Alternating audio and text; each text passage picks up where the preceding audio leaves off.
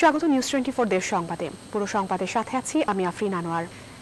মিরপুরের কালশির একটি বস্তিতে ভয়াবহ আগুন লেগেছে। ফায়ার সার্ভিসের 6টি ইউনিটের চেষ্টায় আগুন এখন কিছুটা নিয়ন্ত্রণে। সেখানে আছেন সহকর্মী রিশাদ হাসান। আমরা সরাসরি যুক্ত হচ্ছি তার সাথে। রিশাদ, আপনার কাছে জানতে চাইব যে আগুন লাগার সর্বশেষ কি তথ্য আছে, উৎস আসলে নির্ধারণ করা গেছে কিনা, সেই সাথে ক্ষয়ক্ষতির পরিমাণ আমাদের জানাবেন। স্থানীয়রা কি বলছেন?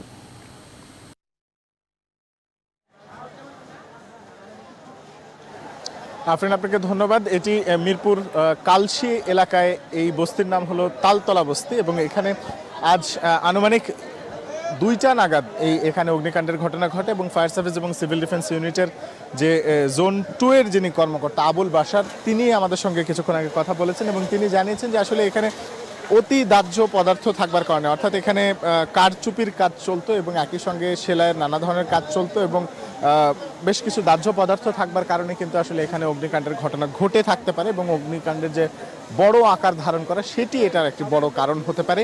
তো সেটিকেই ধারণা করা হচ্ছে এবং সে অগ্নিকাণ্ড নিয়ন্ত্রণে আসে 3টা 5 নাগাদ, কিন্তু তারপরেও আসলে সম্পূর্ণরূপে যে ধোঁয়া মানে একেবারে নির্গমন করা সেই জায়গাটি কিন্তু আসলে এখনো কাজ করে যাচ্ছে ফায়ার সার্ভিস এবং সিভিল ডিফেন্স ইউনিট। এবং তার সঙ্গে এখানে যোগ হয়েছে এখানকার যে সাধারণ মানুষ রয়েছেন, স্বেচ্ছাসেবক হিসেবে তারা কাজ করছেন এবং দীর্ঘ সময় ধরে কাজ করলেন এবং সেই জায়গায় কিন্তু আসলে তারা বললেন যে এখানে ক্ষয়ক্ষতির যে প্রাথমিক কারণ সেটি আসলে নির্ধারণ করা সম্ভব হয় নাই, কিন্তু তারপরেও আসলে তারা বলছেন যে আসলে তদন্ত কমিটি গঠন করে তদন্ত শেষে আসলে তারা চূড়ান্তভাবে বলতে পারবেন যে আসলে কি কারণে অগ্নিকাণ্ডের ঘটনা ঘটেছে। এবং এখানকার স্থানীয় যারা রয়েছেন তারা বলছেন যে আসলে ঘর থেকে কোনোভাবেই তারা তাদের যে মালামাল রয়েছে সেটি বের করতে পারে না, সেক্ষেত্রে নগদ অর্থ থেকে শুরু করে আসবাবপত্র সহ ব্যাপক ক্ষয়ক্ষতির ঘটনা ঘটেছে। এখন পর্যন্ত এখানে বলা হয়েছে যে প্রায় 200-র উপরে পরিবার রয়েছে, তবে সঠিকভাবে এই সংখ্যা এখনো নির্ণয় করা যায়নি। এই ছিল আমার কাছে কালশির তালতলা বস্তি থেকে সর্বশেষ। ফিরে যাচ্ছে আপনার কাছে স্টুডিওতে। আফরিন। রিশাদ, আপনাকে অসংখ্য ধন্যবাদ আমাদের সাথে যুক্ত থাকবার জন্য। আপনি নিশ্চয়ই সংবাদ সংগ্রহী থাকবেন, আমরা পরবর্তীতে আবারও আপনার সাথে যুক্ত হব। সহকর্মী রিশাদ হাসান কালশির তালতলা বস্তি থেকে জানাচ্ছিলেন যে আসলে সেখানে যে অগ্নিকাণ্ডের ঘটনা ঘটেছে সেটি ধারণা করছে ফায়ার সার্ভিসের কর্মীরা যে দাহ্য পদার্থ থেকে ঘটে থাকতে পারে, সেই সাথে ক্ষয়ক্ষতি ধারণা করা হচ্ছে যে একটু বড় পরিমাণেই হয়েছে, পুরোটা এখনো নির্ধারণ করা সম্ভব হয়নি। উত্তরাঞ্চলে শীতের প্রকোপ বৃদ্ধি পাওয়ায় হাসপাতালগুলোতে ঠান্ডাজনিত রোগের চাপ বেড়েছে। তবে জ্বর, ঠান্ডা, নিউমোনিয়া ও ডায়রিয়ার সবচেয়ে বেশি আক্রান্ত হচ্ছে বয়স্ক ও শিশুরা। সংশ্লিষ্টরা জানিয়েছেন শীতজনিত রোগের প্রাদুর্ভাবের পাশাপাশি করোনা আতঙ্ক থাকায় রোগীদের ভিড় বেড়েছে হাসপাতালগুলোতে। তবে এই পরিস্থিতি মোকাবেলায় স্বাস্থ্য বিভাগের পক্ষ থেকে সব ধরনের প্রস্তুতি নেওয়া হয়েছে। প্রতিনিধিদের তথ্যচিত্রে ডেস্ক রিপোর্ট। গেল 2-3 দিন ধরে পঞ্চগড়ে অব্যাহত রয়েছে মৃদু শৈত্যপ্রবাহ। সোমবারও এখানে দেশের সর্বনিম্ন তাপমাত্রা রেকর্ড করা হয়েছে 7.5 ডিগ্রি সেলসিয়াস।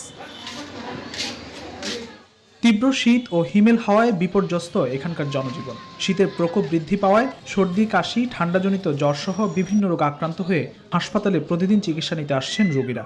শীতজনিত রোগের প্রাদুর্ভাব বেড়ে যাওয়ায় করোনা আতঙ্কেও রয়েছে অনেকে। প্রচণ্ড শীতের কারণে বাচ্চার সর্দি, ডায়রিয়া, এই জন্য 2 দিন থেকে আমরা হাসপাতালে আছি। প্রচণ্ড শীতের কারণে বাচ্চার ডায়রিয়া হয়ে গেছিল, তখন আর কি যাকে সদর হাসপাতালে ভর্তি করানোর পর আর কি কিছুটা কমছে। চিকিৎসকরা জানান হঠাৎ করে শীতের প্রকোপ বেড়ে যাওয়ায় ঠান্ডাজনিত রোগীর সংখ্যা বেড়েছে। প্রতিদিন প্রচুর রোগী আসতেছে আমাদের হসপিটালের আউটডোরে। সেখান থেকে যারা অল্প মাত্রা অসুস্থ তাদেরকে চিকিৎসা দিয়ে ছাড়ে দেওয়া হচ্ছে। দিনাজপুরে গেল কয়েকদিন ধরে তাপমাত্রা 7 থেকে 10 ডিগ্রি সেলসিয়াস ওঠানামা করলেও সোমবার তাপমাত্রা কিছুটা বেড়েছে। তবে এখানকার হাসপাতালগুলোতে ঠান্ডাজনিত নানা রোগে আক্রান্ত হয়ে ভর্তি হচ্ছেন রোগীরা। তবে শিশু ও বয়স্ক রোগীদের সংখ্যাই বেশি। 3 দিন আগে হয়েছে, তো হওয়ার পরে ঠান্ডা লাগছে, ঠান্ডা লাগে জন্ডিস হয়ে গেছে। ঠান্ডার কারণে বাচ্চাদের এখন সমস্যা হচ্ছে, শ্বাস নিঃশ্বাসে কষ্ট হচ্ছে। শিশু বিশেষজ্ঞরা বলছেন এতে আতঙ্কিত হওয়ার কিছু নেই। এই রোগগুলো মূলত ঋতু পরিবর্তনের ফলে হয়। এই পরিস্থিতি মোকাবেলায় সব ধরনের প্রস্তুতি নেওয়া হয়েছে। শ্বাসের সমস্যা, অনেক সময় তারা অজ্ঞান হয়ে চলে আসতেছে, খিচুড়ি হচ্ছে, ঠিক আছে। আমরা কিছু কিছু বাচ্চাকে বহির রোগের চিকিৎসা দিচ্ছি। গেল কয়েকদিন ধরে কুড়িগ্রামে তাপমাত্রা কমলেও সোমবার তাপমাত্রা কিছুটা বেড়েছে। তবে শীতের সঙ্গে পাল্লা দিয়ে এখানকার হাসপাতালগুলোতে বেড়েছে নিউমোনিয়া, ডায়রিয়া সহ শীতজনিত রোগীর সংখ্যা। Desk report, news 24। কক্সবাজারের টেকনাফে অবসরপ্রাপ্ত মেজর সিনহা মোহাম্মদ রাশেদ খান হত্যা মামলার চার্জশিট গ্রহণ করেছেন আদালত। এই মামলায় পলাতক আসামি সাগরের বিরুদ্ধে গ্রেফতারি পরোয়ানা জারি করা হয়েছে। এছাড়া পুলিশের দুটি মামলা থেকে সিনহার সহযোগী সিফাতকে অব্যাহতি দেওয়া হয়েছে। সোমবার বেলা 11:30টার দিকে আদালত এই চার্জশিট গ্রহণ করেন। এর আগে গত 13 December Cox's Bazar senior judicial magistrate Tamanna Farah আদালতে বরখাস্তকৃত ওসি প্রদীপ সহ 15 জনের বিরুদ্ধে চার্জশিট জমা দেয় র্যাব। সিনহা হত্যা মামলার তদন্তটা আমরা করেছি।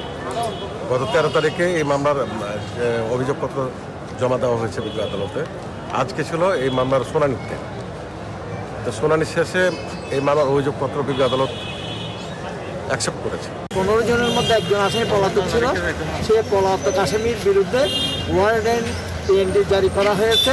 সেইটাই রিটার্ন হলে পরবর্তীতে সেটা মাননীয় আদালত এটা পত্রিকায় প্রকাশ করে ফাইলপত্র রেডি করে বিচারের জন্য ট্রায়ালের জন্য ফাইল মাননীয় দায়রা জজ আদালতে পাঠিয়ে দেওয়ার ব্যবস্থা নেবে। মিরপুরের কালশী তালতলা বস্তি থেকে আগুনের সর্বশেষ খবর জানবো সহকর্মী মৌ খন্দকারের কাছ থেকে। আমরা সরাসরি যুক্ত হচ্ছি তার সাথে।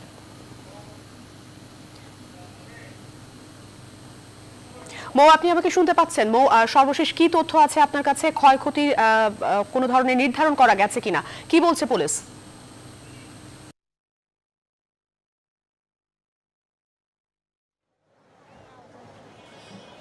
আমি এই মুহূর্তে আছি সেই আগুনের ঘটনাস্থলে, এবং আপনি জানেন যে আগুন লাগার পরপরই কিন্তু 6টি ইউনিট কাজ করে আগুন নিয়ন্ত্রণে নিয়ে আসে। প্রথমে 4টি ইউনিট ঘটনা স্পটে আসে এবং তারপর কিন্তু 2টি ইউনিট এসে 6টি ইউনিট আগুন নিয়ন্ত্রণে নিয়ে আসে, এবং এখানে ফায়ার সার্ভিস থেকে শুরু করে সবাই এখানে উপস্থিত আছেন। আর বিশেষ করে এখানে যাদের আগুনে ঘরবাড়ি পুড়ে গেছে তাদের সঙ্গে আমরা কিছুক্ষণ আগে কথা বলেছি। তারা জানিয়েছেন যে তারা কেউ আগুন হয়তো বা লাগানো হয়েছে। আর আরেকটি বিষয় আপনাকে জানাই রাখতে চাই যে ফায়ার সার্ভিস কর্মকর্তাদের সঙ্গে আমরা কিছুক্ষণ আগে কথা বলেছি। তারা জানিয়েছেন যে আসলে ঘটনাটা আগুনের সূত্রপাত কোথা থেকে সেই বিষয়টি কিন্তু এখনো বলা যাচ্ছে না। তবে এই বিষয়টিরও একটি তদন্ত কমিটি গঠন হবে। আমরা দেখেছি যে গতবার যে অগ্নিকাণ্ডের ঘটনাগুলো ঘটেছে প্রত্যেকটিরই কিন্তু একটি করে 3 সদস্য বিশিষ্ট তদন্ত কমিটি গঠন হয়, এবং সেখানে কিন্তু আজকেও কিন্তু একটি তদন্ত কমিটি গঠন হবে। কিন্তু সেই বিষয়টি আমাদেরকে এখনো নিশ্চিত করে বলা হয়নি, কারণ তদন্ত কমিটি গঠন হবে। গঠন হওয়ার পর কিন্তু আমাদেরকে বিস্তারিত জানানো যাবে। আপনি দেখতে পাচ্ছেন যে যেখান থেকে মূলত আগুনের সূত্রপাত, এখানে যাদের ঘরবাড়ি রয়েছেন, বিশেষ করে যারা এখানের বাসিন্দা এই বস্তির, তো তাদের সঙ্গে আমরা কথা বলেছি। তারা বলেছেন যে এই আগুনটি কেউ একজন এই আগুনটি লাগানো হয়েছে, এটা একটি পরিকল্পিত তারা বলছেন। আর এই ঘটনায় আসলে কী পরিমাণ ক্ষয়ক্ষতি হয়েছে সেই ক্ষয়ক্ষতির পরিমাণ কিন্তু এখনও বলা যাচ্ছে না। সেটি কিন্তু আসলে তদন্ত কমিটি গঠন হবে, তারপর বলা যাবে। এই বিষয়ে আমরা অনেকক্ষণ জানার চেষ্টা করেছি। তারা এই বিষয়ে কেউই তেমনভাবে কথা বলতে রাজি হচ্ছেন না। তারা শুধু একটি কথাই বলছেন যে তদন্ত কমিটি গঠন হওয়ার পর কিন্তু বিস্তারিত আমাদেরকে জানানো হবে।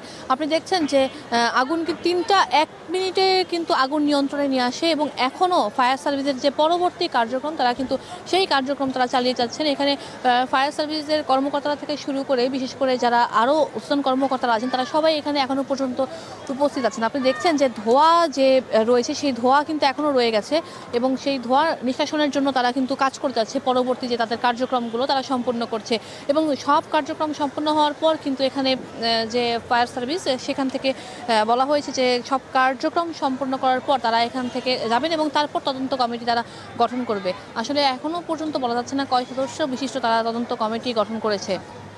আর এখানে বিশেষ করে যারা বস্তিবাসী আছে তাদের সঙ্গে আমরা একটু কথা বলার চেষ্টা করব। আপনারা দেখতে পাচ্ছেন যে বারবার আপনাকে দেখানোর চেষ্টা করছি, এখানে তারা কিন্তু এখনও কাজ করে যাচ্ছেন। আর এখানে যারা বস্তিবাসী আছেন তারা এখানে যে বাড়িঘর ছিল যাদের, তারা এখান থেকে সব কিছু তারা শিফট করছে, এখান থেকে আরেক জায়গায় নিয়ে যাচ্ছে, এবং তারা শুধু বারবার বলছে তাদের রাস্তায় থাকতে হবে। তবে এখনও পর্যন্ত কিন্তু কোনো সাহায্য সহযোগিতার জন্য কেউ এগিয়ে আসেনি, এমন বিষয়টিও কিন্তু আমাদেরকে বলা হয়েছে।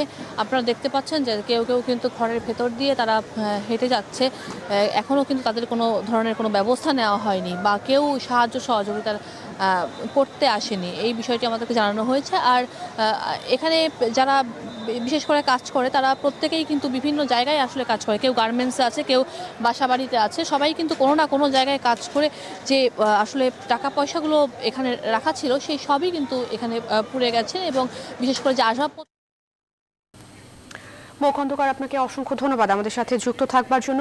সহকর্মী মৌ খন্দকার কালশী তলতলা থেকে জানাচ্ছিলেন অগ্নিকাণ্ডের সর্বশেষ তথ্য। নিউজ 24 দেশ সংবাদের এ পর্যায়ে নিচ্ছে একটি বিরতি, ফিরছি একটু পর। বিরতির পর আবারও স্বাগত, দেখছেন নিউজ 24 দেশ সংবাদ। কুষ্টিয়ার কুমারখালীতে বিপ্লবী বাঘা যতীনের ভাস্কর্য ভাঙচুরের মামলায় যুবলীগ নেতা সহ 3 জনকে রিমান্ডে নিয়েছে পুলিশ। সোমবার দুপুর 12:30টার দিকে কুষ্টিয়ার senior judicial magistrate Selina Khatun 3 আসামির প্রত্যেককে 3 দিন করে রিমান্ড মঞ্জুর করেন। এর আগে সকালে রিমান্ড শুনানির জন্য 3 আসামিকে আদালতে আনা হয়।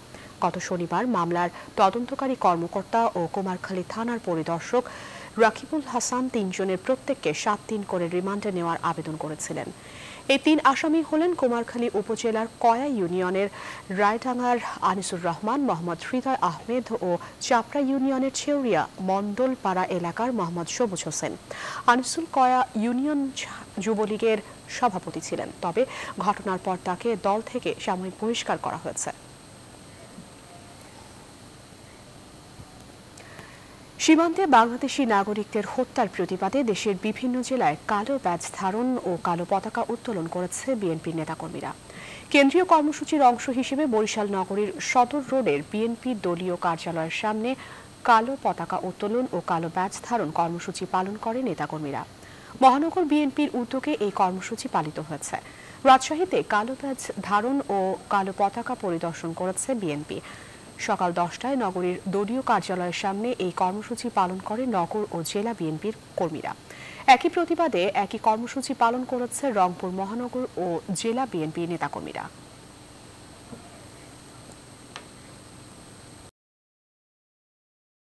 যশোরে 20 পিস স্বর্ণবার সহ এক পাচারকারীকে আটক করেছে বিজিবি। সকালে শহরের পৌর পার্ক এলাকায় অভিযান চালিয়ে ইমদাদুল হোসেনকে আটক করা হয়। বিজিবি জানায়, ভারতে পাচারের উদ্দেশ্যে যশোর থেকে স্বর্ণ বহন করা হচ্ছে এমন গোপন সংবাদের ভিত্তিতে অভিযান চালিয়ে পাচারকারীর শরীরের লুকায়িত অবস্থায় 20 পিস স্বর্ণের বার উদ্ধার করা হয়। উদ্ধারকৃত স্বর্ণের ওজন 2 কেজি 334 গ্রাম, যার আনুমানিক বাজার মূল্য 1,63,38,000 টাকা।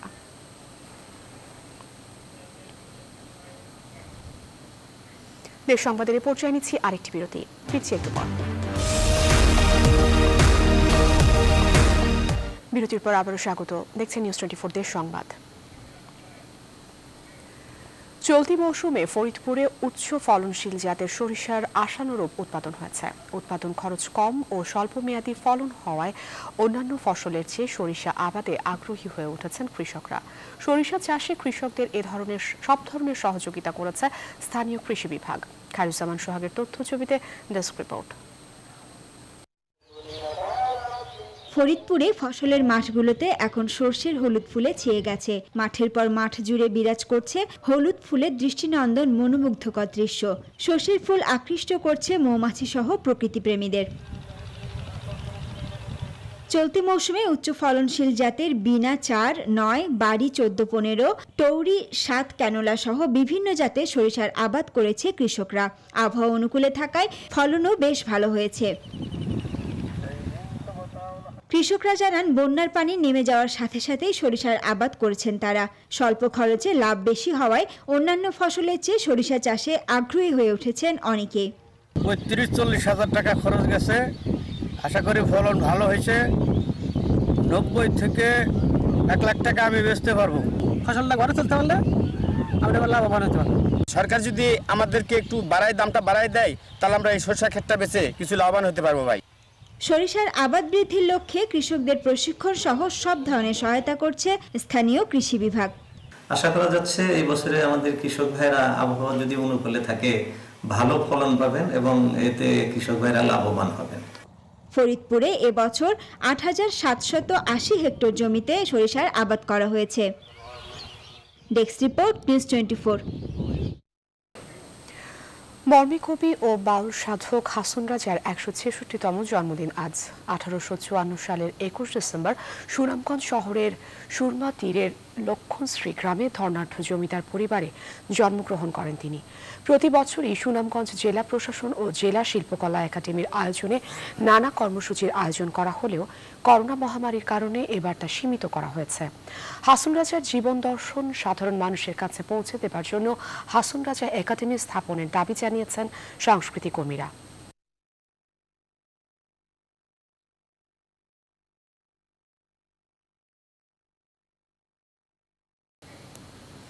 নিউজ 24 দেশ সংবাদ ছিল এখনকার মতো এ পর্যন্তই। এতক্ষণ সাথে থাকার জন্য ধন্যবাদ সবাইকে।